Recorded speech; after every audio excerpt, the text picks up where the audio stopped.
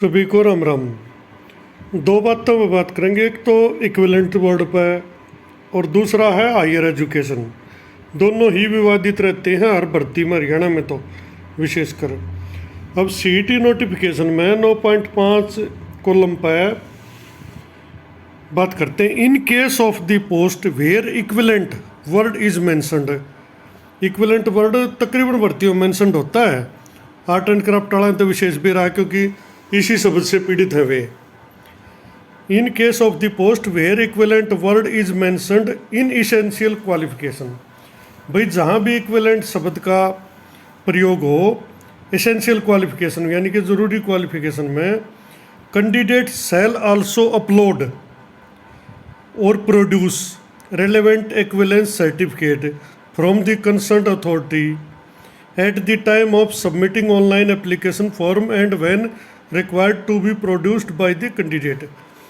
ये न्यू कहें आगे जिस पोस्ट पे भी इक्विवेलेंट शब्द का प्रयोग हो रहा है एसेंशियल में, कैंडिडेट को वो अपलोड करना है, प्रोड्यूस करना है, लाना है। कहाँ से लाना है? कंसर्न्ड अथॉरिटी से। और सबमिट करना है। अगर उसको सबमिट नहीं करोगे तो आपका वो दावा मानना नहीं जाएगा। अब मेरा सवाल यूँ है, यो कि मेरा कि सबका है, कौन तो निर्धारित करे है भाई कौन सी, किसने बताना हुआ कंसर्न अथॉरिटी कौन सी है और उसकी कौन सा तुम मानो हो। या तो कोई एक ऐसा बोर्ड का गठन कर दो जित कोई भी एप्लीकेशन लावा और वो बोर्ड चेक करके दे दे इक्विवेलेंस सर्टिफिकेट, और वो इक्विवेलेंस सर्टिफिकेट आदमी अपलोड कर दे। रही बात ही 15 दिन के टाइम में अगर किसी ने फार्म भरना तो कितने लिया होगा इक्विवेलेंसी भाई? पहली बात तो कुछ देता ही नहीं। ले उदाहरण बताओ, कुरुक्षेत्र यूनिवर्सिटी ने 15 साल ला दिए इक्विवेलेंसी देने में, अरे 1 मिनट में देख खड़े हो गए 8, 12, 21 में क्यों इक्विवेलेंट है, पहला दे देते थे रोड़ा ना होता। तो मैं बात कर रहा हूँ भाई कैंडिडेट का सरेआम मजाक उड़ाया जा रहा है। यूँ काम सरकार का है, प्रशासन का है। एक इक्विवेलेंट है तो न्यू भी बता दो कौन सा इक्विवेलेंट होगा इसके। तुम ये लिखो है क्यों है इक्विवेलेंट है, और लिखो तो इसने जस्टिफाई करो, परिभाषित करो भाई इसका ये इक्विवेलेंट होंगे इसके। तो इसमें तो देखो समस्या होगी, क्योंकि कैंडिडेट इक्विवेलेंस सर्टिफिकेट कहाँ से लिया होगा, और कहीं मिल सकता हो तो वह कमेंट में ज़रूर बताइए। मुझे नहीं लगता किसी के पास इक्विवेलेंसी का होगा तो वो जो लिया हुआ है वो उन्हें दे दरका बैठ चाहे देता नहीं किसी तय। ये एक आदमी कड़े तो लेकर होगा।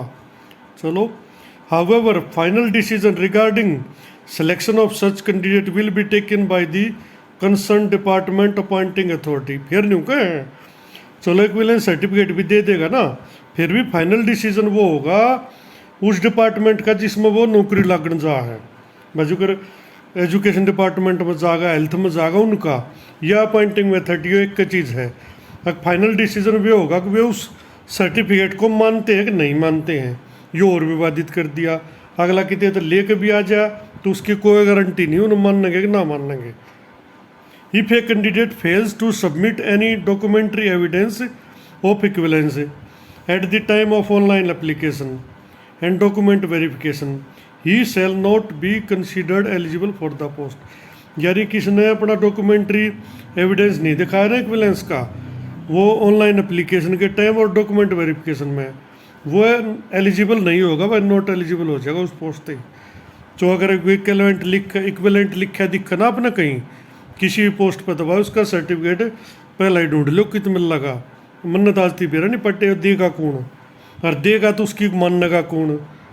ये यूनिवर्सिटी ने दे दिया, हमारे तो कुरुक्षेत्र वाला था, मानता क्यों ना फिर महकमा, फिर भी उनके ऊपर छोड़ दी।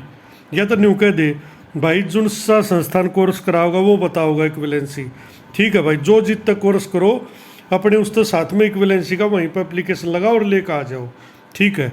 टेक्निकल बोर्ड करो, हरियाणा बोर्ड करो, या MD यूनिवर्सिटी करो, कुरुक्षेत्र करो, एक थोड़ा क्लियर तो करना चाहिए ना भाई कौन बताओगा कि इक्विवेलेंस है कि नहीं है, कौन सा डिपार्टमेंट बताओगा जिस पर कर रहे हैं या जो पहले से करा रहा है, कुछ तो क्लेरिफाई इस पर देखो होना चाहिए।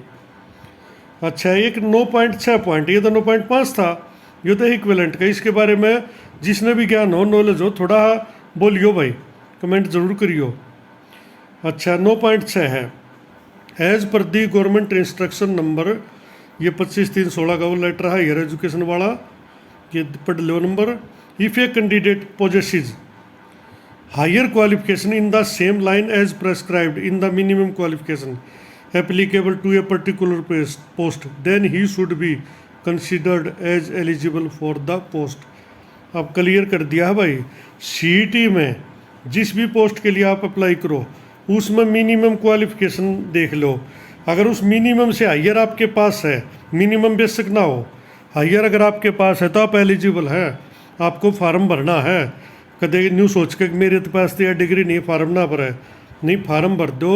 गवर्नमेंट की पॉलिसी है, हायर एजुकेशन को अलाउ करती है गवर्नमेंट, और यही सीईटी में दोबारा लिख दिया है तक भाई हायर एजुकेशन अगर सेम लाइन में तो वो मानी जाएगी। इसके बहुत सारे उदाहरण भी हैं भाई, जैसे कोई आर्ट एंड क्राफ्ट का डिप्लोमा कर रहा हो लेकिन ना कर रहा हो, लेकिन उसके पास फाइन आर्ट की डिग्री हो तो वो एलिजिबल होगा। जो अगर ALM वाला मोया है, उनके पास ITI की डिग्री नहीं थी लेकिन बीटेक वगैरह उनके पास थी, वो एलिजिबल हुए हैं। तो इसी प्रकार एक वो आयुर्वेद वाला केस था, उसमें भी उनके पास डिप्लोमा नहीं था आयुर्वेद का, लेकिन बैचलर डिग्री थी, वो एलिजिबल हुए हैं। तो भाई एक तो ये कन्फर्म है हायर डिग्री वाले एलिजिबल हैं सीईटी में, सीईटी के अंदर कोई पोस्ट, और हरियाणा गवर्नमेंट की पॉलिसी है भाई। अब मैं इस बात पर कन्फर्म हूँ, हायर एजुकेशन अगर किसी के पास है तो वो एलिजिबल है। उसमें हालांकि लिखना चाहिए इनको, लेकिन ये लिखते नहीं, लेकिन अब इन्होंने कन्फर्म कर दिया है सीईटी में। चलो ये अच्छी बात है भाई, हायर वाला सेम लाइन का हो, सेम सब्जेक्ट का हो तो वो एलिजिबल होगा। तो ये दो बातों पे आपने भी जवाब देना है, इक्विवेलेंट पे और हायर पे।